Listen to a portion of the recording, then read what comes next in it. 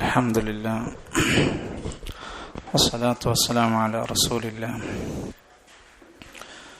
وعلى آله وصحبه وسلم تسليما كثيرا.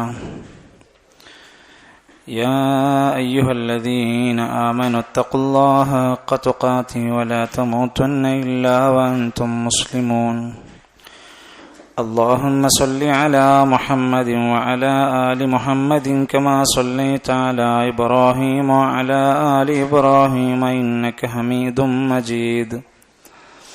اللهم بارك على محمد وعلى آل محمد كما باركت على إبراهيم وعلى آل إبراهيم إنك حميد مجيد.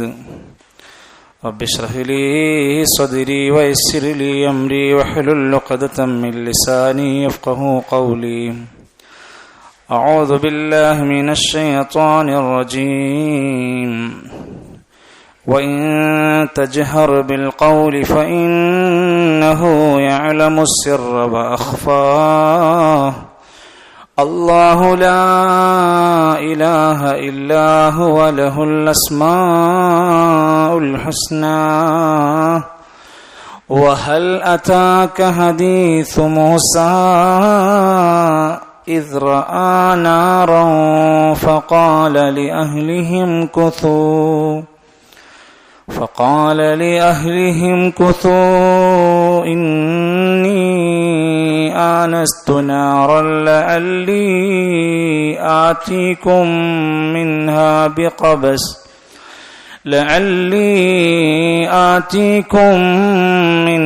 بقبس أو أجد على النار هدى.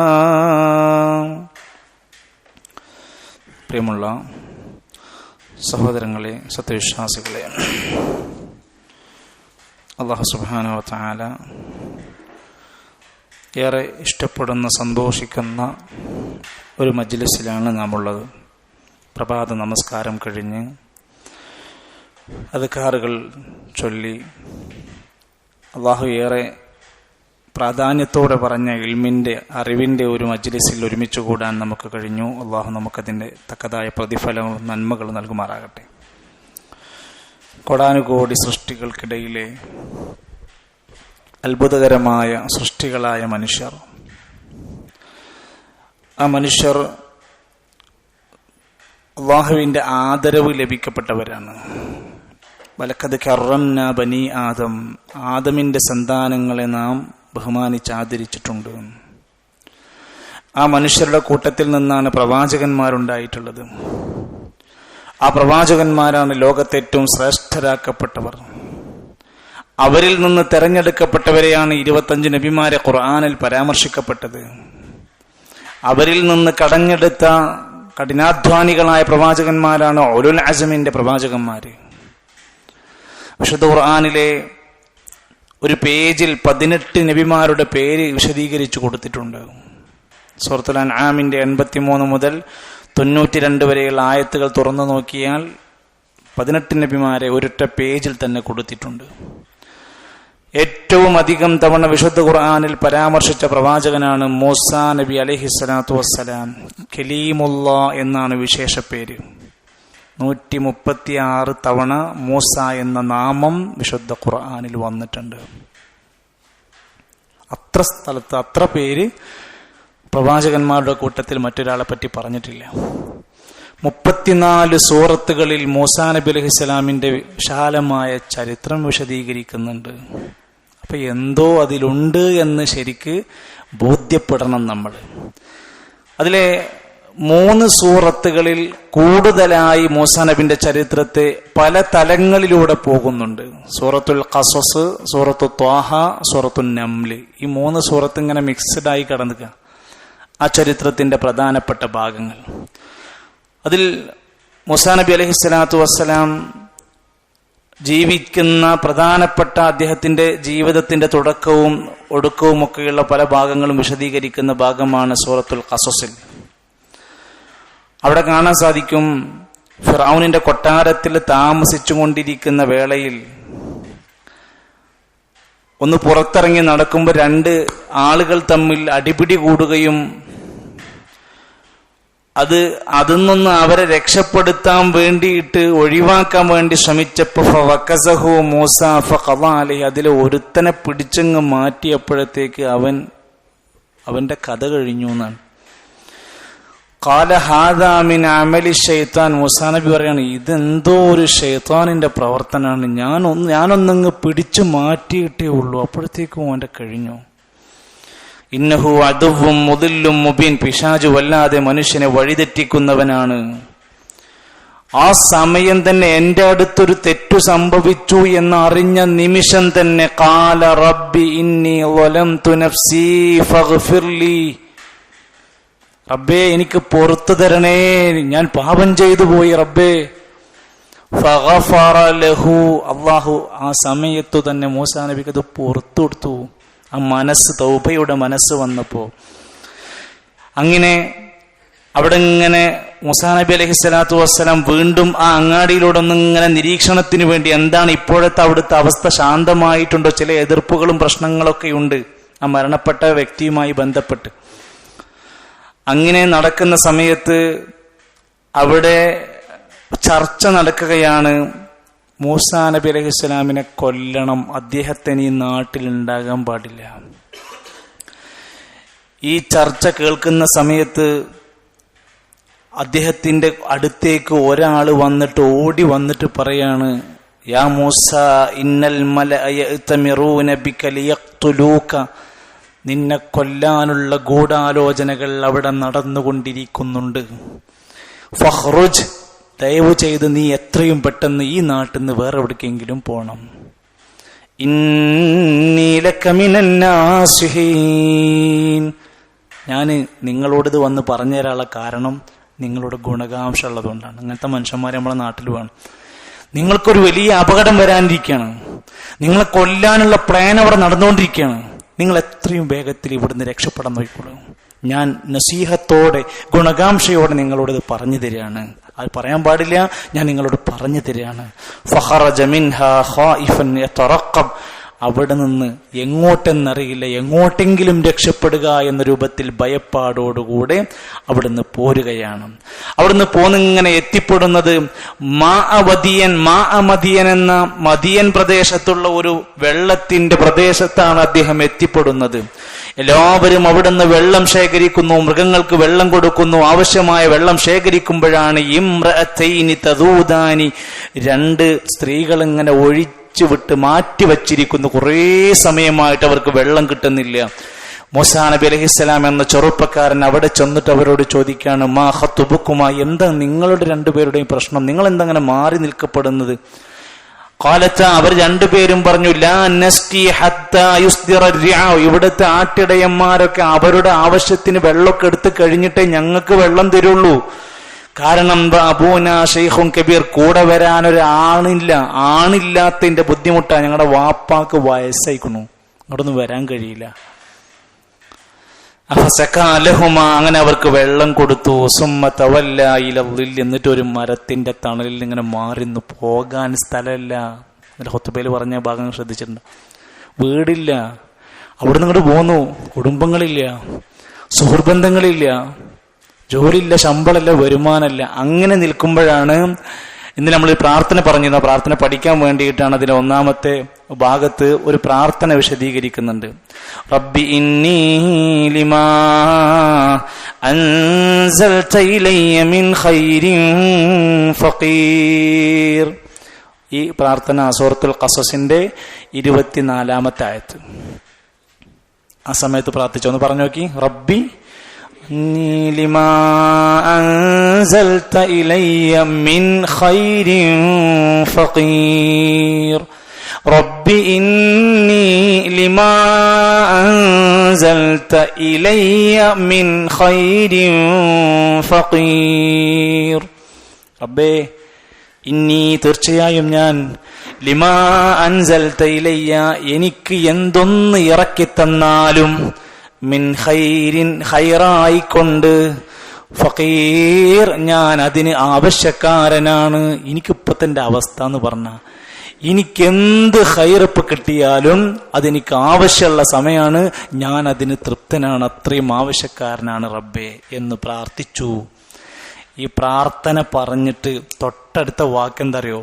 ഫജാഅത്ഹു ഇഹ്ദാഹുമാ തംശി അല ഇസ്തിഹ്യാഇൻ.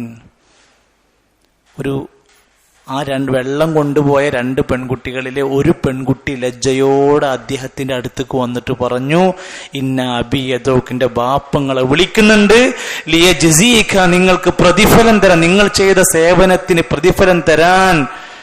അങ്ങനെ മൂസാ നബി അലൈഹിസ്സലാത്തു വസ്സലാം ആ സ്ത്രീകളുടെ കൂടെ വീട്ടിലേക്ക് ചെന്നപ്പോ ബാപ്പയാണ് അവിടെ ഇരിക്കുന്നത്. വഖസ്സ അലൈഹിൽ ഖസസ്, വാപ്പാനോട് അദ്ദേഹത്തിന്റെ ദയനീയാവസ്ഥകളെല്ലാം തുറന്നു പറഞ്ഞു. ഒരു ക്രിമിനൽ കുറ്റവാളി എന്ന് പറയുന്ന ഒരു സംഭവം ചെയ്തു വന്ന് അബദ്ധം സംഭവിച്ചു വന്ന ഒരാളാണ്. വാപ്പ പറയാണ്, ലാ തഖഫ്, മൂസാങ്ങൾ പേടിക്കൊന്നും വേണ്ട, നജൗത മിനൽ ഖൗമിൽ ളാലിമീൻ, ഇനി നിങ്ങളെ കൊല്ലാൻ ആരും വരൂല, നിങ്ങളെ അല്ലാഹു സുബ്ഹാനഹു വ തആല ളാലിമീങ്ങളിൽ നിന്ന് രക്ഷപ്പെടുത്തിയിട്ടുണ്ട്, ഇവിടെ നിങ്ങൾ സേഫാണ്, ഇവിടെ നിങ്ങളുള്ളത് ഒരാൾക്കും അറിയാൻ കഴിയില്ല, ഞാൻ നിങ്ങൾക്ക് സംരക്ഷണം നൽകും, നിങ്ങൾക്ക് വേണ്ടതെല്ലാം ചെയ്യാം. അപ്പൊ അതിൽപ്പെട്ട ഖാലത്ത് യഹദാഹുമാ യാ അബദിസ്തഅ്ജിർഹു ഇന്ന ഖൈറ മനിസ്തഅ്ജർതൽ ഖവിയ്യുൽ അമീൻ. ബാപ്പ, ഇയാളുണ്ടല്ലോ ഒരു ജോലിക്ക് വെക്കാൻ പറ്റിയ മനുഷ്യനാണ്, നല്ല അമാനത്തുള്ള മനുഷ്യനാണ്, കവിയായ ശക്തനാണ്, വിശ്വസ്തനാണ്. ഒരു പെൺകുട്ടി വന്നിട്ട് ഒരാണിനെ പറ്റി ഇയാൾ വിശ്വസ്തനാണ്, ഇയാൾ ശക്തനാണ് എന്ന് പറയണമെങ്കിൽ ചില കാരണങ്ങളുണ്ടാവും. അത് മസിൽ പവറും ബോഡി പവറും അത് സൗന്ദര്യവും അത് നമ്മൾ ബൈക്കോ കാറോ ഇതൊന്നുമല്ല. അതിലേറ്റവും പ്രധാനമായി തഫ്സീറിൽ പറഞ്ഞ വാക്ക്, അവിടെ ആ വെള്ളം കോരുന്ന സമയത്ത് അദ്ദേഹത്തിന്റെ കൈകാലുകളിൽ ഉണ്ടായിരുന്ന ആവേശവും ആ വേഗതയും ചടുലതയും കണ്ടപ്പോൾ ഇയാൾക്ക് നല്ല ആരോഗ്യമുണ്ട് എന്നവർക്ക് ബോധ്യപ്പെട്ടു. ഇയാൾ വിശ്വസ്തനാണെന്ന് എങ്ങനെ ബോധ്യപ്പെട്ടു എന്ന് ചോദിച്ചപ്പോൾ ഇതിൽ തഫ്സീറിൽ പറഞ്ഞ ഭാഗം, ഈ പെൺകുട്ടികൾ അവിടുന്ന് ഒരാൾ ഇങ്ങനെ ഇദ്ദേഹത്തിന്റെ അടുത്തേക്ക് നടന്നു വന്നിട്ട് ബാപ്പ നിങ്ങളെ വിളിക്കുന്നുണ്ടെന്ന് പറയാൻ വന്നപ്പോൾ ആ വരുന്ന വരവിൽ മൂസാ നബി തല താഴ്ത്തിയിരിക്കായിരുന്നു. ഒരു പെണ്ണ് വരുമ്പോ ഒരാണ് തല താഴ്ത്തിയിരിക്കുക എന്ന് പറഞ്ഞാൽ ആലോചിക്കുക. അത്ര അധികം ആൾക്കാരൊന്നും ഇല്ലാത്തൊരു സ്ഥലത്ത് ഇന്നത്തെ കാലത്തൊക്കെ ആലോചിക്കുന്നത്, നോക്കിയിരിക്കലാണ് നമ്മുടെ നാട്ടിലുള്ളത്. തല താഴ്ത്തിയിരിക്കുന്ന രംഗം കണ്ടപ്പോ ഇയാളിലൊരു നല്ല അവസ്ഥയുണ്ടെന്ന് മനസ്സിലായി. അവിടുന്ന് ഇയാളെ പ്രവാചകൻ മൂസാ നബി അലൈഹി സ്വലാമിനെ കൂട്ടിക്കൊണ്ടു പോകുമ്പോ മൂസാ നബി അലൈഹി സ്വലാം പെൺകുട്ടികളുടെ മുമ്പിൽ നടന്നു. പെൺകുട്ടികളെ പിന്നിൽ നടന്നുവെങ്കിൽ അത് നമുക്ക് വേറെ രൂപത്തിൽ പോയി. പെൺകുട്ടികളുടെ മുന്നിൽ അങ്ങ് നടന്നങ്ങനെ പോയി. ആ വരുന്ന വരവിന്റെ ഇടയിൽ വേറെ വർത്താനങ്ങളൊന്നും അദ്ദേഹം പറഞ്ഞില്ല, വേറെ കൊഞ്ചിക്കുഴലുകളൊന്നും നടന്നില്ല. അപ്പൊ ഇദ്ദേഹം ഒരു നല്ല വിശ്വസ്തനായ മനുഷ്യനാണ് എന്ന് ആ വാക്കെന്ന് ബോധ്യപ്പെടുകയാണ്. അതുകൊണ്ട് വാപ്പ നമുക്ക് ഇദ്ദേഹത്തെ വല്ല ജോലികളും മറ്റൊക്കെ കൊടുത്ത് സഹായിക്കാൻ പറ്റുമെന്ന് പറയാം. അപ്പൊ വാപ്പ പറഞ്ഞു, ഇന്നി ഉരീദു അൻ ഉംകിഹക ഇഹ്ദ ബിനതയ്യ ഹാതൈൻ, ഈ എന്റെ 2 പെൺമക്കളുണ്ട്, ഒരാളെ നിനക്ക് ഞാൻ കെട്ടിച്ചു തരാം, വിവാഹം തരാം. നിബന്ധന, നിനക്ക് തരാൻ ഒന്നുമില്ലല്ലോ, തഅ്ജുർനി സമാനിയ ഹിജജിൻ, 8 വർഷക്കാലത്തോളം നീ എനിക്ക് ജോലി ചെയ്യണം. ഫൈൻ അത്മംത 10 ഫമിൻ ഇൻദിക്, 10 കൊല്ലം പൂർത്തിയാക്കാൻ പറ്റുവാണെങ്കിൽ എനിക്ക് വിഷമമൊന്നുമില്ല. വമാ ഉരീദു അൻ അശുക്ക അലൈക്, ഞാൻ 8, 10 എന്നൊന്നും പറഞ്ഞ് നിന്നെ ബുദ്ധിമുട്ടിക്കൊന്നുമില്ല, നിനക്ക് ഏതാ സൗകര്യമെങ്കിൽ അത് സെലക്ട് ചെയ്യാം. ഇത് പറഞ്ഞ് സതജിദുനി ഇൻഷാ അല്ലാഹു മിനസ് സ്വാലിഹിൻ, ബാപ്പ പറയണേ ഞാനൊരു സ്വാലിഹായ മനുഷ്യനായി, നിനക്ക് ഉപദ്രവം ഉണ്ടാക്കാത്ത ഒരാളായിട്ട് നിനക്ക് കാണാം, ഇതിന്റെ പേരിൽ നീ വിഷമിക്കേണ്ടി വരൂല. അപ്പൊ മൂസാ നബി തിരിച്ചു പറഞ്ഞു, ഞാനും നിങ്ങളും തമ്മിലുള്ള ഒരു ഉടമ്പടിയാണ് ഇത്. ഇൻഷാ അല്ലാഹ് ഏതെങ്കിലും ഒരു അവധി, ഒന്നുകിൽ 8 കൊല്ലാകാം അല്ലെങ്കിൽ 10 കൊല്ലാകാം, എനിക്ക് പറ്റുന്ന പോലെ ഞാൻ ചെയ്യാം. ഫലാ ഉദ്വാന അലയ്യ, അതിന്റെ പേരിൽ പിന്നീട് നിങ്ങൾക്ക് എന്നോട് ശത്രുത ഉണ്ടാകാൻ പാടില്ല. അന്ന് പറഞ്ഞത് 8 കൊല്ലം എന്ന് പറഞ്ഞില്ലേ, 10 കൊല്ലം എന്ന് പറഞ്ഞില്ലേ, പിന്നെ 8 ഇങ്ങനെ പോണെന്നൊന്നും പിന്നെ നമുക്കിടയിൽ ശത്രുത ഉണ്ടാവരുത്, അത്ര വരെ തുറന്നു പറഞ്ഞു. വല്ലാഹു അലാ മാ നഖൂലു വക്കീൽ, എല്ലാം അള്ളാഹു അറിയുന്നവനാണ്, അള്ളാഹു വക്കീലായവനാണ് എന്ന് പറഞ്ഞു.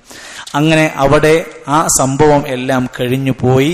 മൂസാ നബി അലൈഹിസ്സലാത്തു വസ്സലാം പറഞ്ഞ വർഷം കടന്നുപോയി, അവധി പൂർത്തിയാക്കി.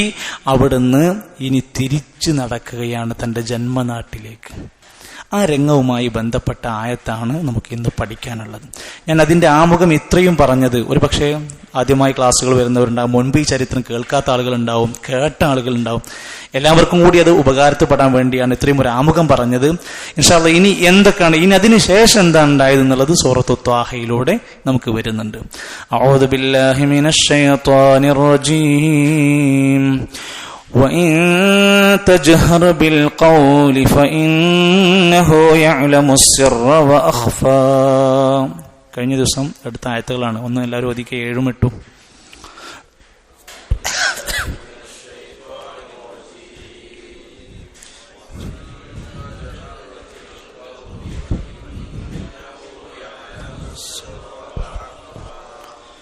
അല്ലാഹു ലാ ഇലാഹ ഇല്ലാ ഹുവ ലഹുൽ അസ്മാഉൽ ഹുസ്നാ വഇൻ തജ്ഹർ ബിൽ ഖൗലി, നീ വാക്കുച്ചത്തിൽ പറഞ്ഞാലും ഫഇന്നഹു യഅലമു സിർറ വഅഖ്ഫാ, നീ ഒളിപ്പിച്ചു വെക്കുന്ന സിറായ രഹസ്യങ്ങളും അതിനേക്കാൾ കോപ്യമാക്കി വെക്കുന്നതും അല്ലാഹ് അറിയുന്നവനാണ്. പണ്ഡിതന്മാർക്കിടയിൽ ഒരു ചർച്ചയിൽ പറയുന്നുണ്ട്, സിർ എന്ന് പറഞ്ഞാൽ തന്നെ ഒളിപ്പിച്ചു വെക്കുന്ന രഹസ്യം എന്നാണ്, അഖ്ഫ എന്ന് പറഞ്ഞാൽ അതിനേക്കാൾ മറച്ചു പിടിക്കുന്നത് എന്നാണ്. ഇത് രണ്ടും തമ്മിൽ എന്താ വ്യത്യാസം എന്നാണ്. അപ്പൊ അതിന്റെ വ്യത്യാസത്തിൽ പറഞ്ഞത്, സിർ എന്ന് പറഞ്ഞാൽ ഞാനൊരാളോട് സംസാരിക്കുകയാണ്, ഒരു പക്ഷേ ഞാനും അയാളും മാത്രം കേൾക്കുന്ന ഒരു ചെറിയ രഹസ്യം, ചിലപ്പോൾ ശബ്ദം പോലും ഉണ്ടാവില്ല, അപ്പൊ അതൊക്കെ ഇങ്ങനെ ഞാൻ പിന്നെ പറയട്ടോ എന്നൊക്കെ പറയുന്ന ആ രൂപത്തിലുള്ള സംസാരം ഉണ്ടല്ലോ, അതൊക്കെ സിറാണ്.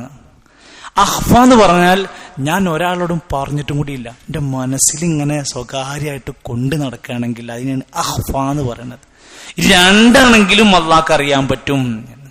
എന്നിട്ട് അള്ളാഹു അവൻ ആരാ, ലാ ഇലാഹ ഇല്ലാ ഹുവ ലഹുൽ അസ്മാഉൽ ഹുസ്നാ, അള്ളാഹുവിന് ഗുണവിശേഷണങ്ങളുണ്ട്, അസ്മാഉൽ ഹുസ്നകളുണ്ട്, മേന്മയുള്ള നാമങ്ങൾ അള്ളാഹുവിനുണ്ട്. അള്ളാഹുവിന്റെ നാമങ്ങൾ കഴിഞ്ഞ ദിവസം പഠിച്ചില്ലേ, എത്ര നാമങ്ങളുണ്ടെന്നാ പറഞ്ഞ്? പ്രധാനമായും 99 നാമങ്ങളുണ്ട്. മൻ അഹ്സാഹാ ദഖലൽ ജന്ന, ആരെങ്കിലും അത് ഇഹ്സാ ചെയ്താൽ അവൻ സ്വർഗത്തിലെത്തുന്നതാണ്. ഇഹ്സാ എന്ന് പറഞ്ഞപ്പോൾ 3 വ്യാഖ്യാനങ്ങൾ പണ്ഡിതന്മാർ പറഞ്ഞു. ഒന്ന്, അതിൻ്റെ ആ പേരുകളുടെ അർത്ഥമറിഞ്ഞു പഠിക്കൽ സ്വർഗത്തിലെത്തുന്ന നന്മയാണ്. രണ്ടാമത്തേത്, ആ പേരുകളുടെ മഹത്വം അറിഞ്ഞ് പ്രവർത്തിക്കൽ ഇഹ്സായിൽപ്പെട്ടതാണ്. 3, അള്ളാഹുവിന്റെ ആ അസ്മാഉകൾ വെച്ചുകൊണ്ട് പ്രാർത്ഥിച്ചു പ്രാർത്ഥിച്ചു പ്രാർത്ഥിച്ച് ഗുണം നേടൽ സ്വർഗത്തിനുള്ള വഴിയാണ്.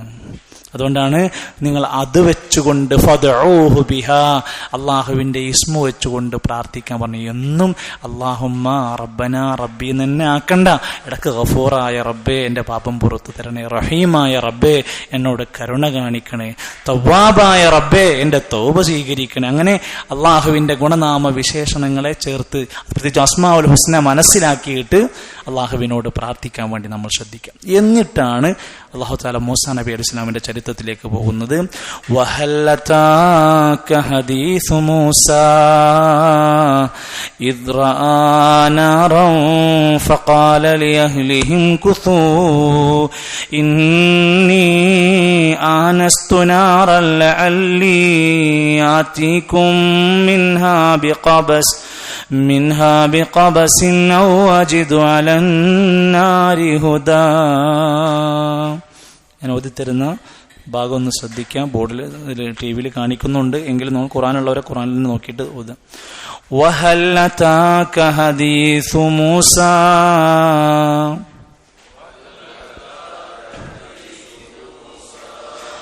വഹൽ അതാക ഹദീസു മൂസാ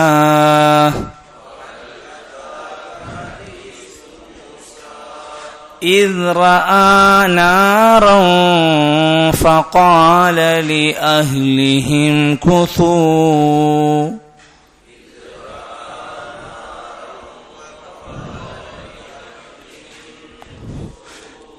إذ رأى نارا فقال لأهلهم كثوا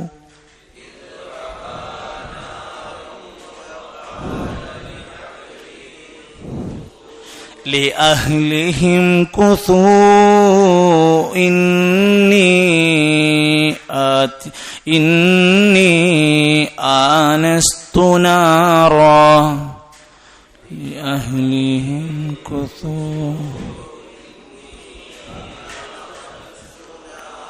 فقال لأهلهم كثوا إني آنست نارا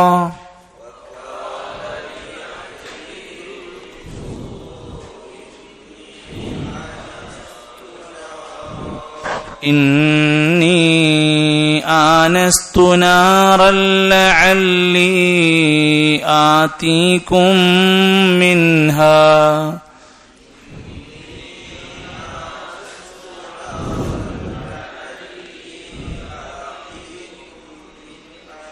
نارا لعلي آتيكم منها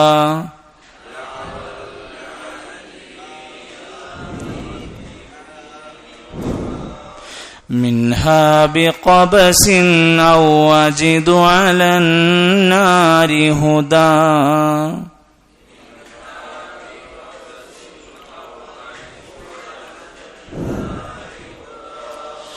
لعلي آتيكم منها بقبس أو أجد على النار هدى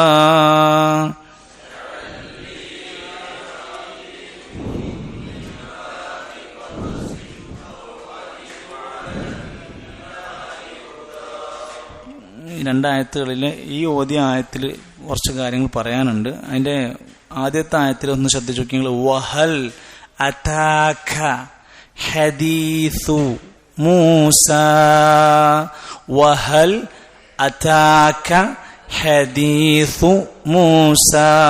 അവിടെ മൂസ എന്നുള്ളത് നീട്ടണം. എന്നിട്ട് അടുത്ത അക്ഷരം ഇതാണ്. അവിടെ ഇത് റ അല്ലെ, ഇത് റ അല്ല, ഇത് റ ഇത് ദാല് പതുക്കെ പുറത്തു വരണ്ട. ഇത് റ نارا فقال لأهلهم كثوا അവിടെ നീട്ടാനുണ്ടാവും. ഇന്നി ആനസ്തു നാറൻ ലഅല്ലി, നാറൻ ലഅല്ലി എന്ന് പറയരുത്, തൻവീന് ശേഷം ലാമാണ്. നാറൻ ലഅല്ലി ആതീകും മിൻഹ, രണ്ട് മീം, ആതീകും മിൻഹാ ബിഖബസിൻ ഔ അജിദു അലന്നാരി ഹുദാ. ഈ ആയത്തൊന്ന് ഒതുക്കി. إذ رأى نارا فقال لأهلهم كثوا إني آنست نارا لعلي آتيكم منها بقبس أو أجد على النار هدى. സംഭവത്തിൽ നമ്മൾ ഓതുന്ന സമയത്ത് അതിന്റെ കൂടെ പഠിക്കേണ്ട തജ്വീദ് എന്ന് പറയുന്നത്. ഇതിൽ നമ്മൾ പഠിക്കാൻ ഉദ്ദേശിക്കുന്നത് കുറേ കാര്യങ്ങൾ അതിലുണ്ടാവും, നിയമങ്ങളൊക്കെ ഉണ്ടാവും. എല്ലാ നിയമം കൂടി ഒറ്റ ക്ലാസ്സിൽ അങ്ങനെ വിശദീകരിക്കേണ്ടെന്ന് ആഗ്രഹിക്കും. ഒരു കാര്യം ഇതിന്ന് പഠിക്കാം നമുക്ക്. ഇതിൽ കൂടുതൽ തവണ ആവർത്തിച്ചു വരുന്നത് മദ്ദാണ്. എന്താ മദ്ദ പറഞ്ഞാല്? മദ്ദ എന്ന അറബി വാക്കിന്റെ അർത്ഥം, ഇപ്പൊ നമ്മൾ നീളമുള്ള റബ്ബർ സാധനമൊക്കെ പിടിച്ചിട്ട് ഇങ്ങനെ വലിക്കണേനാണ് മദ്ദ എന്ന് പറയുന്നത്. ചുരുങ്ങിയ സാധനത്തിൽ പിടിച്ച് വലിച്ചു നീട്ടണേനാണ് മദ്ദ എന്ന് വിളിക്കുക. ഇവിടെ മദ് ഉണ്ട്. എന്താ മദ്?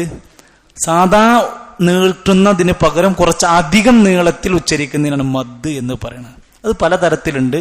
ഇവിടെ വന്നിരിക്കുന്നത് മദ്ദുൽ മുൻഫസിലാണ്. അതിന് അടുത്ത ഒരു പോസ്റ്റ് ഉണ്ട് കേട്ടോ.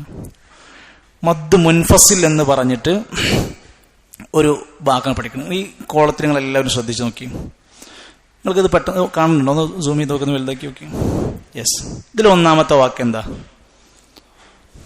വമാ ഉരീദു. രണ്ടാമത്തെ എന്താ?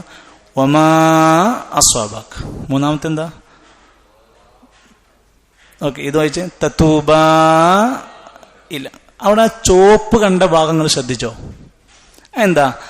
വമാ എന്നത് ഒരു വാക്കാണ്. അത് കഴിഞ്ഞിട്ട് അടുത്ത കലിമത്താണ് ഉരീദു. എന്നാൽ ആദ്യം പറഞ്ഞതിലെ അവസാനത്തെ അക്ഷരം നീട്ടാനുള്ളതാണ്. മാ അലിഫാണ്. അടുത്ത അക്ഷരത്തിൽ അല്ലെങ്കിൽ അടുത്ത കലിമത്തിൽ വന്നത് ആദ്യത്തെ അക്ഷരം ഹംസാണ്, അലിഫാണ്. അപ്പൊ എന്ത് ചെയ്യാ? അപ്പോഴാണ് നീട്ടി ഉച്ചരി. അങ്ങനെ വരുന്ന നീട്ടിലാണ്. വമാ അസ്വാബക്കും മാ തന്നെ ആയിക്കോളുന്നില്ല. തത്തൂബ അവിടെ നീട്ടേണ്ടി വന്നു, അലിഫാണ്. അടുത്ത അക്ഷരം ഏതായി പോയി? ഹംസായി, അലിഫായി. അപ്പൊ അങ്ങനത്തെ സ്ഥലങ്ങൾ രണ്ട് കലിമത്തിലായിട്ട് വന്നാൽ അതിനെ നീട്ടണം. എങ്ങനെ നീട്ടണം? എത്ര നീട്ടണം? പണ്ഡിതന്മാർ പറഞ്ഞ ഒരു ഭാഗം ചിലപ്പോൾ ചുരുങ്ങിയത് 2 അക്ഷരത്തിന്റെ ദൈർഘ്യം കൊടുക്കണം. തത്തൂബ 2 സെക്കൻഡ് അധികം. 4 5 അക്ഷരത്തിന്റെ ദൈർഘ്യം കൊടുക്കണം. തത്തൂബ ഇല. അപ്പൊ അങ്ങനെ എനിക്ക് തോന്നുന്നു ഇതാ വമാ ഉരീദു വമാ അസ്വാബക മാദാ അറാദ. ഒരു നിയമം ഒരു സ്ഥലത്തിന് പഠിക്കുക, പിന്നെ അത് എവിടെയൊക്കെ വരുമ്പോഴും അടുത്ത ചോദ്യം ഇങ്ങനെ പണി കൂടാൻ പോകാൻ നിങ്ങൾക്ക്. അപ്പൊ അടുത്ത് ഞാൻ ചോദിക്കും, ഞാൻ എവിടെങ്കിലും കണ്ടാൽ ഇത് ഏത് നിയമാന്ന് ചോദിച്ചാൽ അതിന്റെ നിയമം പറഞ്ഞു തരണം. മദ് മുൻഫസിൽ എന്നാണ്. മദ് മുൻഫസിൽ. തലയെ കയറ്റാൻ ബുദ്ധിമുട്ടുള്ള ആൾക്കാരൊക്കെ പേപ്പറിൽ കയറ്റി വെക്കണം, എഴുതി വെക്കണം. അങ്ങനത്തെ സ്വഭാവമൊക്കെ നമുക്ക് ഇനി വേണം. അപ്പൊ ഇത് തജ്വീദിന്റെ പ്രധാനപ്പെട്ട നിയമം. ഖുർആനിൽ ഒരു പേജിൽ ഇത് ഓതാതെ നമുക്ക് പോകാൻ പറ്റൂല. ഈ നിയമം ആവശ്യമായിട്ട് വരും. എങ്കിൽ നമ്മൾ ബാക്കിലേക്ക് പോവാം. നമ്മുടെ ഈ ആയത്തിൽ ഈ ഭാഗം എവിടേക്കാണ് വരുന്നത് നിങ്ങൾ പറയണം. ഇതാ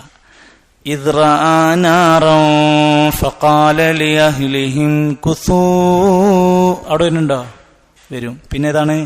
ഇന്നി ആനസ്തു നാറൻ ലഅല്ലി ആതീകും മിൻഹാ ബിഖബസിൻ ഔ അജിദു അലൻ നാരി ഹുദാ. 3 സ്ഥലത്ത് ഇവിടെ വന്നു. കുസൂ ഇന്നി ആനസ്തു ലഅല്ലി ആതീകും. ഇങ്ങനെ എല്ലാ പേജിലും വരും.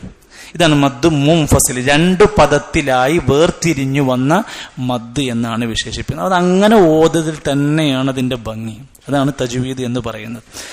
ഇനി ഇതിന്റെ അർത്ഥത്തിലേക്ക് നമ്മൾ നോക്കിയാൽ ഈ 2 ആയത്തുകൾ നമ്മൾ ഓതിക്കഴിയുമ്പോൾ നമുക്ക് മനസ്സിലാകും ഇതിൽ നിന്ന് നമുക്ക് ധാരാളം പദങ്ങൾ പഠിക്കാനുണ്ട്. വഹൽ അതാക ഹദീസു മൂസ. അതാണ് 9ാമത്തെ ആയത്ത്. വഹൽ അതാക ഹദീസു മൂസ. വഹൽ അതാക, നബിയെ നിങ്ങൾക്ക് വന്നിട്ടുണ്ടോ? അത്താന്ന് പറഞ്ഞാൽ വരിക എന്നാണ്. അതാക എന്ന് പറഞ്ഞാൽ നിങ്ങൾക്ക് വന്നിട്ടുണ്ടോ, നിനക്ക് വന്നിട്ടുണ്ടോ എന്നാണ്. ഹൽ അതാ അലൽ ഇൻസാൻ, മനുഷ്യന് വന്നെത്തിയിട്ടില്ലേ?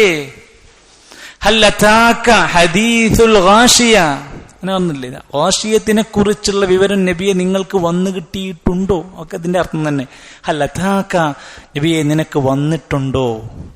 ഹദീസു, ഹദീസ് എന്ന് പറഞ്ഞാല് ഹദീസ് മൂസ എന്ന് പറഞ്ഞാൽ മൂസാ നബിയുടെ വർത്താനം, മൂസാ നബിയുടെ സംഭവം, മൂസാ നബിയുടെ വൃത്താന്തം നിങ്ങൾക്ക് വന്നിരിക്കുന്നോ നബിയെ?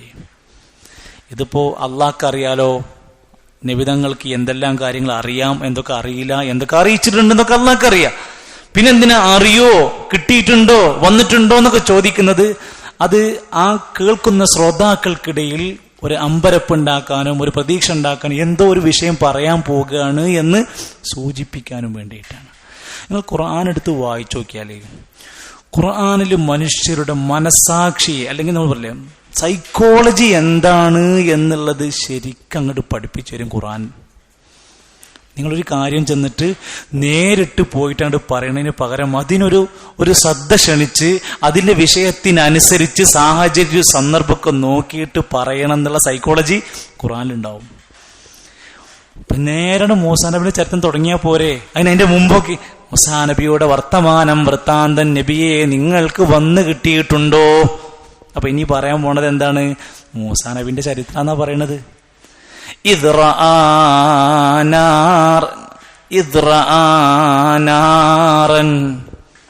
അങ്ങനെ നമ്മൾ നേരത്തെ പറഞ്ഞ പോലെ ആ കുടുംബത്തിനെയും കൂട്ടിയിട്ട് അവിടുന്ന് ജന്മനാട്ടിലേക്ക് പോവല്ലേ.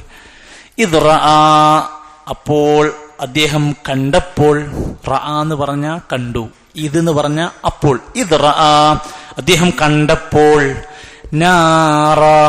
നാറ് നരകം എന്ന് നമ്മൾ വിശേഷിപ്പിക്കാറുണ്ട്. ഇവിടെ ഉദ്ദേശിക്കുന്നത് ഉറപ്പാണല്ലോ, അവിടെ നരകം ഉണ്ടാവില്ലല്ലോ. ഇത് ഒരു തീ കണ്ടപ്പോൾ, വൈകുന്നേരമായി, ഇനി എവിടേക്ക് പോകണമെന്നറിയണമെങ്കിൽ വെളിച്ചം കൂടല്ല, വഴി കാണിക്കാൻ ആളില്ല. അപ്പൊ ഒരു തീ ഇങ്ങനെ ഒരു സ്ഥലത്ത് കാണുകയാണ്. ഫഖാല, അപ്പോൾ അദ്ദേഹം പറഞ്ഞു. അപ്പോ ആ സമയത്ത് മൂസാ നബി പറഞ്ഞു. ആരോട്? ലി അഹ്ലിഹി, അദ്ദേഹത്തിന്റെ അഹിലുകാരോട്. അഹിലാരാ? വീട്ടുകാരോട്, തന്റെ കൂടെയുള്ള ആളോട്, വീട്ടുകാരനോട് പറഞ്ഞു എന്നുള്ള, തന്റെ വീട്ടുകാരോട് പറഞ്ഞു. കുസൂ, നിങ്ങൾ ഇവിടെ താമസിക്കുക, നിങ്ങൾ ഇവിടെ നിൽക്കുക, നിങ്ങൾക്ക് ഇവിടെ നിൽക്കുക. ഞാൻ പോയിട്ട് സാധനം മേടിച്ചു വരാം, എന്നാ ഞാനത് പറഞ്ഞിട്ട് വരാം എന്ന് പറയില്ല. അതേപോലെ നിങ്ങൾ ഇവിടെ നിൽക്ക്, ഇന്നീ നിശ്ചയമായും ഞാൻ എന്തു ചെയ്യാം, ആനസ്തു കണ്ടിരിക്കുന്നു, ഞാൻ കണ്ടിരിക്കുന്നു. ആനസ കാണുക, ആനസ്തു ഞാൻ അടുത്ത് കണ്ടിരിക്കുന്നു. നാറ ഒരു തീ ഞാൻ കണ്ടിട്ടുണ്ട്. അവിടുന്ന് ഒരു തീ ഞാനിങ്ങനെ കാണുന്നുണ്ട്. ഞാൻ അവിടെ പോകാം. ഞാൻ അവിടെ പോയിട്ട് ആ തീ കാണുന്നിടത്ത് ഞാൻ പോയാൽ എന്തുണ്ടാവുക?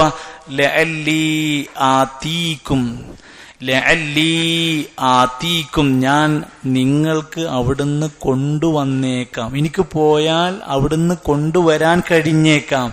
മിൻഹ, ആ തീയിൽ നിന്ന്, ഒരു ഖബസ് കൊണ്ടുവരാനെങ്കിലും കഴിഞ്ഞേക്കാം. ഇപ്പൊ അവർക്കൊരു വെളിച്ചം കിട്ടാൻ നമ്മുടെ നാട്ടില് പന്തം കുളത്തി പ്രതിഷേധമൊക്കെ ഉണ്ടല്ലോ. ഖബസ്, ഒരു കത്തിച്ചെടുത്ത് ഒരു തീക്കുള്ളിയെങ്കിലും അവിടുന്ന് കിട്ടുകയാണെങ്കിൽ നമുക്ക് അതും പിടിച്ചോണ്ട് അങ്ങനെ പോകാലോ. അതുകൊണ്ട് ഞാൻ അതിന് പോകാം. അല്ലെങ്കിൽ അജിദു, എനിക്ക് കിട്ടിയേക്കാം, എനിക്ക് കണ്ടെത്താൻ പറ്റിയേക്കാം. അലന്നാരി, ആ തീയിന്റെ അടുത്ത്, ഹുദാ, ഏതെങ്കിലും ഒരു വഴി കാണിക്കുന്ന, മാർഗദർശനം കിട്ടുന്ന, നിർദ്ദേശങ്ങൾ കിട്ടുന്ന ഒരാൾ അവിടെ ഉണ്ടെങ്കിൽ അവരോട് ചോദിച്ചിട്ടെങ്കിലും നമുക്ക് വഴിയൊക്കെ ഒന്ന് ചോദിച്ചു മനസ്സിലാക്കാലോ. ഈ ഉദ്ദേശം വെച്ചിട്ടാണ് അവരവിടേക്ക്, മൂസാ നബി അലൈഹി സ്വലാം അങ്ങോട്ടേക്ക് പോകാൻ വേണ്ടി പോകുന്നത്. ഇതില് നിങ്ങൾ ഈ ഭാഗം ശ്രദ്ധിച്ചാൽ നിങ്ങൾക്ക് പെട്ടെന്ന് മനസ്സിലാവും. ഇതിൽ ഭാഷാപരമായി നമ്മളൊരു കാര്യം കൂടെ പഠിക്കണം. ഒരു ആയത്തിന്റെ പ്രധാനപ്പെട്ടതാണ് ഇതിലെ ഭാഷാ നിയമങ്ങൾ. ഇതിൽ അടുത്തൊരു പോസ്റ്റ് അടുത്ത ഇതില് നിങ്ങൾ ശ്രദ്ധിച്ചാൽ നിങ്ങൾക്ക് മനസ്സിലാക്കാം. അതല്ല 3A എന്ന് പറഞ്ഞിട്ടൊന്നാണ് കൊടുത്തിട്ടുണ്ടാവും. 3A അല്ല വേറല്ലേ, ഫസ്റ്റത്തെ അൽ ഇസ്മു അൽ ഫഇലു പറഞ്ഞിട്ട്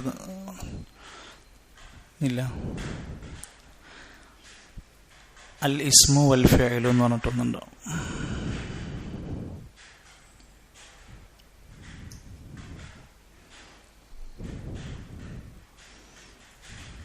താഴേക്കടിച്ച്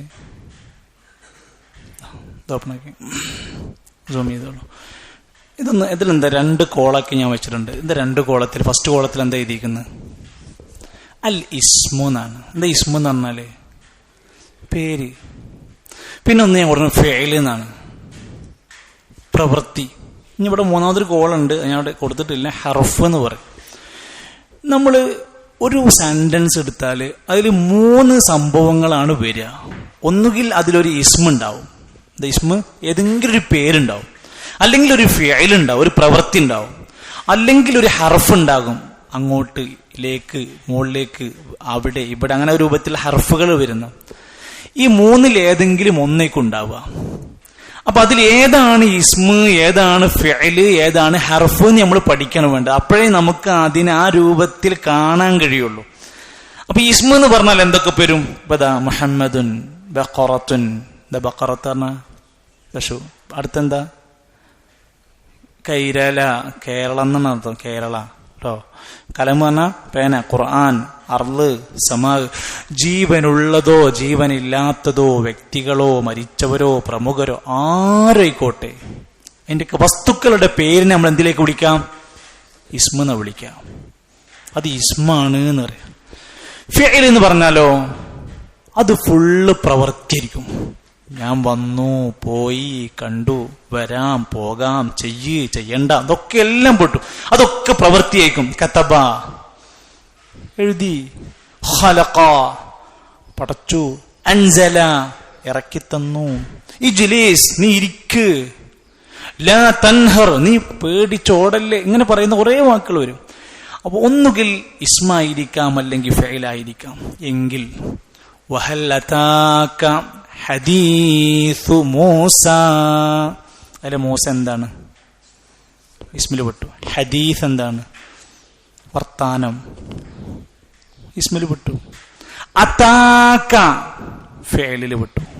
നീ വന്നു കിട്ടിയിട്ടുണ്ടോ? അതൊരു പ്രവൃത്തിയാണ്.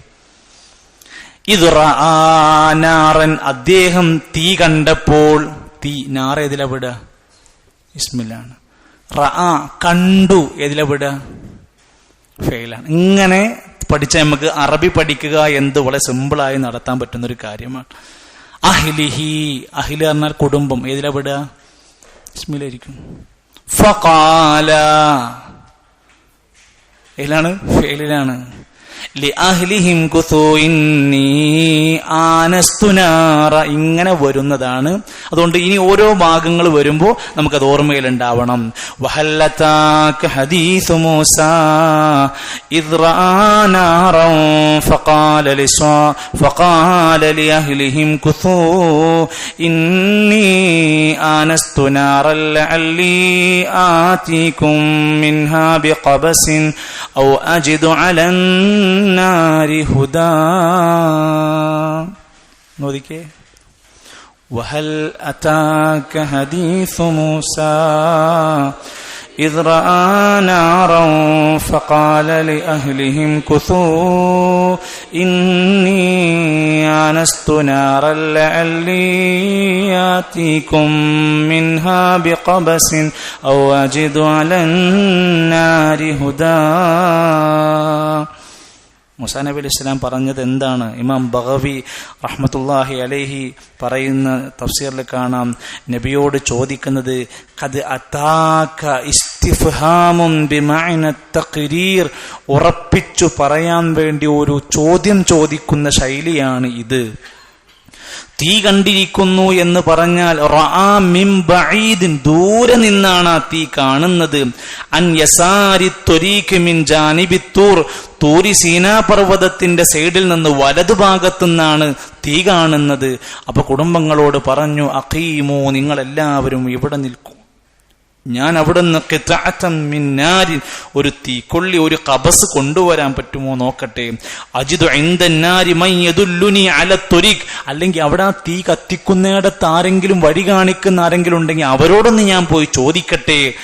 അങ്ങനെ അവിടെ ചെന്നിട്ട് നമുക്കൊരു നിർദ്ദേശം സഹായങ്ങളും കിട്ടും. അപ്പോൾ ഇതിൽ നിന്ന് നമ്മൾ പഠിക്കേണ്ടതാണ്, വഴി അറിയാത്ത ഒരാൾ വഴി അന്വേഷിക്കുമ്പോൾ വഴി പറഞ്ഞു കൊടുക്കൽ. ഇതിന്റെ ഭാഗം അദ്ദേഹം വഴി തേടി അന്വേഷിക്കാൻ വേണ്ടിയാണല്ലോ പോയിക്കൊണ്ടിരിക്കുന്നത്. മാത്രമല്ല ഹദീസിലൊക്കെ സകാത്തിന്റെ അവകാശികൾ ആയത്തിലെണ്ണിയപ്പോൾ ഒരാളാരെന്നറിയോ? വഴി തെറ്റിക്കടന്ന് നാട്ടിൽ കുടുങ്ങിയ ആള്, ഇബ്നുസ് സബീൽ. വഴി തെറ്റി അല്ലെങ്കിൽ യാത്രയിൽ കുടുങ്ങി എല്ലാം നഷ്ടപ്പെട്ട് ബാഗും പാസ്പോർട്ടും പേഴ്സൊക്കെ പോയ ഒരാളുണ്ടോ, അയാൾ സക്കാത്തിന്റെ പോലും അവകാശിയാണ്.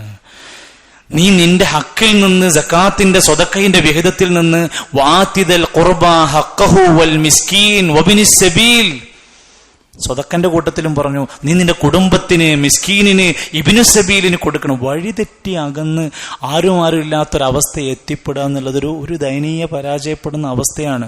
അതായത് ഒരുപാട് സഹായം ആവശ്യമുള്ള ആളുകളായിരിക്കും. അപ്പൊ അത്തരത്തിൽ ഒരു പ്രതിസന്ധി ഘട്ടത്തിലാണ് ഈ സംഭവം നടക്കുന്നത്. അങ്ങനെ വഴി അന്വേഷിച്ചും ഒരു രക്ഷാമാർഗത്തിനു വേണ്ടി വെളിച്ചം അന്വേഷിച്ചും അങ്ങോട്ട് പോകുന്നു. അവിടെ വെച്ചുണ്ടാകുന്ന സംഭവ ചരിത്രങ്ങളാണ് പിന്നീട് അള്ളാഹുവുമായി ബന്ധപ്പെട്ടുള്ള ചില സംസാരങ്ങളും വിഷയങ്ങളും ഒക്കെ വരുന്ന ഭാഗമാണ് നമുക്ക് പഠിക്കാനുള്ളത്. അല്ലാഹു സുബ്ഹാനഹു വ തആല നമുക്ക് വിശുദ്ധ ഖുർആനിന്റെ ആയാത്തുകളെ അതിന്റെ യഥാർത്ഥ വ്യാഖ്യാനങ്ങളോടെ മഹാന്മാരായ സ്വഹാബത്ത് പഠിപ്പിച്ചതുപോലെ പഠിക്കാനും ഉൾക്കൊള്ളാനും പ്രവർത്തിക്കാനും നമുക്ക് അല്ലാഹു തൗഫീഖ് പ്രദാനം ചെയ്യുമാറാകട്ടെ. കഴിഞ്ഞ ദിവസങ്ങളിൽ നടന്ന നമ്മുടെ QHLSന്റെ പ്രോഗ്രാം ഖുർആൻ സംഗമം എന്ന് പറയുന്ന സമ്മേളനത്തിലൂടെ അതിന്റെ വലിയ വിജയം, അൽഹംദുലില്ലാഹ്, നമുക്കൊരുപാട് ആളുകളെ എത്തിക്കാൻ കഴിഞ്ഞു. നമ്മുടേതല്ലാത്ത പ്രാസ്ഥാനികർ അവിടേക്ക് എത്തിക്കാൻ കഴിഞ്ഞു. അതിനുവേണ്ടി പണിയെടുത്തവർ അൽഹംദുലില്ലാഹ് അതിന്റെ പ്രതിഫലം അല്ലാഹു അവർക്ക് നൽകുമാറാകട്ടെ. ഞാൻ എത്ര പേർക്ക് എത്തിച്ചു കൊടുത്തു, ഞാൻ എത്ര പേരെ അറിയിച്ചു, ഞാൻ എത്ര പേരെ വിളിച്ചു, അത് മാത്രം നമ്മളെ മനസ്സിൽ. അവിടെ വന്ന ആളുകളുടെ നല്ല അഭിപ്രായങ്ങൾ, അവിടെ നിന്ന് ലഭിച്ച സാമ്പത്തികമായ സഹായങ്ങൾ, അതൊക്കെ അതിൻ്റെ ആ പ്രോഗ്രാമിന്റെ ഗുഡ് റിസൾട്ടുകളാണ്. അല്ലാഹു സുബ്ഹാനഹു വ തആല ദഅവത്തിന്റെ ഇസ്ലാമിന്റെ നന്മകളിൽ ഒത്തൊരുമയോടെ സ്നേഹത്തോടെ പ്രവർത്തിക്കാൻ നമുക്ക് തൗഫീഖ് പ്രദാനം ചെയ്യുമാറാകട്ടെ. സഹോദരങ്ങളെ, ഞാൻ അവസാനിപ്പിക്കുമ്പോൾ ഒരു കാര്യം കൂടെ പ്രത്യേകമായി ശ്രദ്ധയിൽ ഓർമ്മപ്പെടുത്താൻ ഉദ്ദേശിക്കുകയാണ്. നമ്മുടെ ജീവിതത്തിൽ നമ്മളേറെ മാറ്റം വരുത്തേണ്ടുന്നൊരു മേഖലയാണ് നമ്മുടെ മനസ്സിന്റെ മാറ്റം വരുത്തൽ. നമുക്ക് വീട് മാറ്റാൻ പറ്റും, വാഹനം മാറ്റാൻ പറ്റും, അതേപോലെ മാറ്റാൻ പറ്റുന്ന ഒന്നാണ് നമ്മുടെ മനസ്സിനെ ദുഷിച്ച ചിന്തകളിൽ നിന്ന് നന്മയുടെ ചിന്തകളിലേക്ക് മാറ്റാൻ നമുക്ക് കഴിയും. ഖദ് അഫ്ലഹ മൻ സക്കാഹ, മനസ്സിനെ നന്നാക്കി സംസ്കരിച്ചാൽ വിജയിച്ചു. കാരണം മനസ്സിനെ മാറ്റേണ്ടി വരുന്നത് എന്തുകൊണ്ടാണ്? ഫീ ഖുലൂബിഹിം മറളുൻ, മനുഷ്യന്മാരുടെ കൽബിൽ പലതരം അസുഖങ്ങൾ കയറി വരും. അതില്ലാതെ സുരക്ഷിതമാക്കാൻ അവൻ ശ്രദ്ധിക്കേണ്ടതുണ്ട്. മരുന്നുണ്ടോ?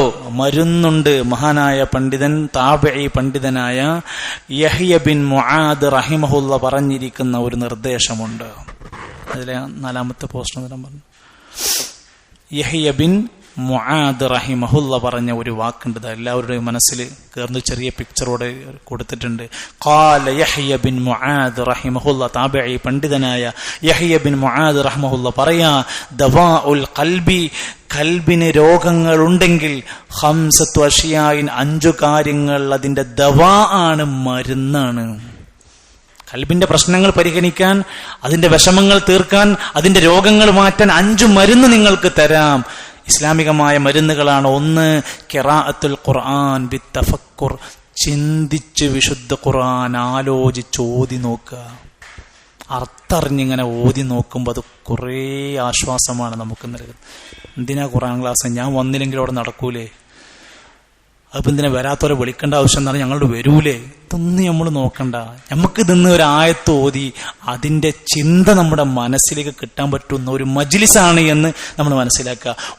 വഖലാഉൽ ബത്നി, വയറ് കാലിയാക്കൽ, സുന്നത്ത് നോമ്പുമായി ബന്ധപ്പെട്ട ദുൽഹിജ്ജയുടെ തുടക്കത്തിലേക്ക് നമ്മൾ വരാനിരിക്കുകയാണ്. ഏറ്റവും ശ്രേഷ്ഠമായ പകലുകളുടെ വിഷയത്തിൽ സ്വതക്കയായി, ഖുർആനോത്തായി, തസ്ബീഹായി എല്ലാ നന്മകളും ചെയ്യാൻ പറ്റുന്ന പുണ്യദിനങ്ങൾ പകൽ സമയമാണ് വരാൻ പോകുന്നത്. അതിലേറ്റവും അഫ്ദലായത് നോമ്പുകൾ എടുത്തുകൾ. 9 ദിവസമാണെങ്കിൽ 9 ദിവസം, സാധ്യമാകുന്ന ദിവസങ്ങളിലൊക്കെ ദുൽഹിജ്ജയുടെ 1 മുതൽ 9 വരെയുള്ള നമ്മുടെ നോമ്പുകൾ സാധ്യമാകുന്ന എത്രയും നമ്മൾ നോറ്റ് വയറുകൾ കാലിയാകുന്നതോടെ മനസ്സിന്റെ കുറെ പ്രശ്നങ്ങളെ, രോഗങ്ങളെ മാറ്റാൻ കഴിയും. 3, വഖിയാമുൽ ലൈൽ, രാത്രിയിൽ ഒരു 3 റക്അത്തെങ്കിലും എഴുന്നേറ്റ് നമസ്കരിക്കാനുള്ള മാനസികാവസ്ഥയ്ക്ക് നമ്മൾ എത്തിയാൽ നമ്മുടെ ഈമാനിനെ, കൽബിനെ പരിപോഷിപ്പിക്കാൻ. വത്തളർറു ഇൻദ സഹർ, അത്താഴത്തിന്റെ സമയത്ത് വിനയാന്വിതനായ റബ്ബിലേക്ക് പ്രാർത്ഥിച്ചു മടങ്ങൽ. നമ്മൾ നീക്കേണ്ടത് സുബഹി ബാങ്ക് കൊടുക്കുമ്പോഴല്ല, ശരി, സുന്നത്തായ എണീക്കല് സെഹറിന്റെ സമയത്താണ് എണീക്കേണ്ടത്. നമ്മൾ പണ്ട് നോമ്പിനൊക്കെ അത്താഴത്തിന് എണീറ്റൊരു സമയമുണ്ടല്ലോ, ആ സമയം സുബഹിന്റെ മുമ്പ് എഴുന്നേറ്റ് കുറച്ച് നിസ്കരിക്കാൻ പറ്റുന്ന നിസ്കരിച്ച്, ഖുർആൻ ഓതാൻ പറ്റുന്ന ഖുർആൻ ഓതി, ഒന്നുമില്ലെങ്കിൽ ഇരുന്ന് കൈ ഉയർത്തി പടച്ചവനോട് പ്രാർത്ഥിക്കേണ്ട സമയമാണ്. ആ പ്രാർത്ഥന കൊണ്ട് നിന്റെ കൽബിന്റെ വിഷമങ്ങൾ മാറാൻ, നിന്റെ രോഗങ്ങൾ മാറാൻ പറ്റും. 5, വമുജാലസത്തു സ്വാലിഹീൻ, നല്ല സ്വാലിഹീങ്ങളായ, നമസ്കാരമുള്ള, ദീനുള്ള, തൗഹീദുള്ള, നന്മയുള്ള, നസീഹത്തുള്ള സ്വാലിഹീങ്ങളായ ആളുകളുടെ കൂടെ ഇരിക്കാൻ കഴിയുക. ഇവിടെയൊക്കെ പ്രാസ്ഥാനിക പ്രവർത്തനങ്ങളും മീറ്റിംഗും ഒക്കെ ഉണ്ടാകുമ്പോൾ അതിന് ഒന്നും നമുക്ക് ചെയ്യാൻ പറ്റിയില്ലെങ്കിലും ദീനിനു വേണ്ടി പ്രവർത്തിക്കുന്ന 10 ആളുകളുടെ കൂടെ നിന്ന് നടക്കാനെങ്കിലും നമുക്ക് കഴിഞ്ഞാൽ അതിന് നമുക്ക് കുറച്ച് നല്ല കാര്യങ്ങൾ കിട്ടാനുണ്ട്, കുറച്ച് അനുഭവങ്ങൾ കിട്ടാനുണ്ട്, ഒരുപാട് കാര്യങ്ങൾ അന്ന് പഠിക്കാൻ സാധിക്കും. അതുകൊണ്ട് ഇത്തരത്തിൽ നമ്മുടെ കൽബിനെ നല്ല രൂപത്തിലേക്ക് അതിനെ മാറ്റാൻ നമുക്ക് സാധ്യമാകണം. നല്ല സ്വഭാവവും നല്ല ആദർശബോധവും ഒക്കെ നമ്മുടെ ജീവിതത്തിലുണ്ടെങ്കിൽ അത് വലിയ ഹൈറായിരിക്കും. നമ്മുടെ ഒരു കൂട്ടുകാരനെ പോലെ നമ്മൾ കൊണ്ടു നടക്കേണ്ടുന്ന മറ്റൊരു സംഭവമാണ് പീസ് റേഡിയോ എന്ന് പറയുന്ന ആപ്പ്. പരിചയമില്ലാത്തവരൊക്കെ കയ്യിലൊന്ന് മൊബൈൽ ഫോണിൽ പീസ് റേഡിയോ എന്ന ആപ്പ് പരിചയമില്ലാത്ത കുടുംബത്തിൽ ആളുകൾ ഉണ്ടാവരുത്. പക്ഷേ ഖുർആൻ സമ്മേളനത്തിൽ പരിചയപ്പെട്ടിട്ടുണ്ടാവും. നമ്മുടെ മനസ്സറിഞ്ഞ നമുക്ക് വേണ്ട പ്രോഗ്രാമുകൾ അതൊന്ന് സെലക്ട് ചെയ്ത് കേൾക്കാനുള്ള ചാൻസ്. നമ്മുടെ പ്രശ്നം കുടുംബപരമാണോ, മക്കളുമായി ബന്ധപ്പെട്ടാണോ, ഇണകളുമായി ബന്ധപ്പെട്ടാണോ, ഒരു കൗൺസിലിംഗ് വിഷയമാണോ, അതിൽ പരിഹാരമുണ്ട്, സ്നേഹക്കൂടുണ്ട്. നിങ്ങൾക്ക് ഫിഖ്ഹിയായ എന്തെങ്കിലും മസല, വുളുവുമായി ബന്ധപ്പെട്ട, നിസ്കാരവുമായി ബന്ധപ്പെട്ട എന്തെങ്കിലും സംശയങ്ങളൊക്കെയാണോ, അൽ ഇജാബ പരിപാടിയുണ്ട്. ഖുർആൻ നിരന്തരമായി കേൾക്കണമെന്നാണോ ആഗ്രഹം? അതിന് തഹ്ഫീദുൽ ഖുർആനുണ്ട്, തിലാവത്തുൽ ഖുർആനുണ്ട്, അനുബന്ധമായി കൊണ്ട് മധുരം ഖുർആൻ എന്ന് പറഞ്ഞ പേര്, ഖുർആൻ കേൾക്കാൻ വേണ്ടി മാത്രമുള്ള. അങ്ങനെ നമുക്ക്, ഭാര്യയ്ക്ക്, കുട്ടികൾക്ക് എല്ലാവർക്കും വേണ്ട വിഭവങ്ങൾ നിറച്ചു വെച്ചിരിക്കുകയാണ്. നമ്മളത് കേൾക്കാൻ ഉപയോഗപ്പെടുത്തിയാൽ നമുക്ക് വലിയ ഖൈറാണ്. അല്ലാഹു സുബ്ഹാനഹു വ തആല നന്മകളെ ശരിയായി ഉൾക്കൊണ്ട് അതിനെ പകർത്താനുള്ള മഹത്തായ ഒരു സൗഭാഗ്യം നമുക്ക് നൽകുമാറാകട്ടെ.